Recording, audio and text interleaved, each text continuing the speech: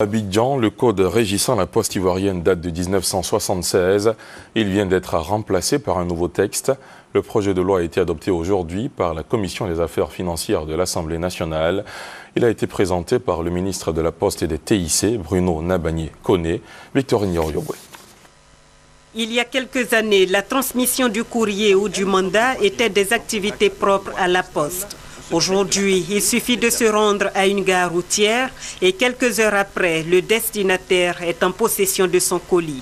Mais selon le Code des postes de 1976, qui régit le secteur de la poste en Côte d'Ivoire, ces entreprises de transport font une concurrence déloyale à la poste qui détient le monopole. L'État de Côte d'Ivoire a constaté cette libéralisation de fait du secteur de la poste.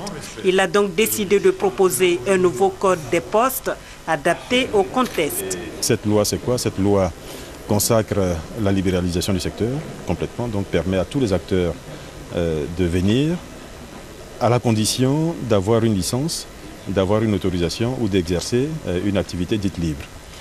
Le second élément, c'est faire en sorte qu'il y ait des lois, des textes, qu'il y ait un cahier des charges mis à la charge de tous les acteurs dans le secteur, donc que chacun des acteurs sache exactement ce qu'il doit faire, ce qu'il ne doit pas faire. Et tout cela au bénéfice des utilisateurs. Avec ce nouveau code des postes adopté en commission par l'Assemblée nationale, la Poste de Côte d'Ivoire deviendra un opérateur comme tous les autres acteurs du secteur. Et le ministre de la Poste, des technologies de l'information et de la communication pense qu'au lieu de constituer un danger, la fin du monopole de la Poste de Côte d'Ivoire va lui permettre de se faire une nouvelle santé.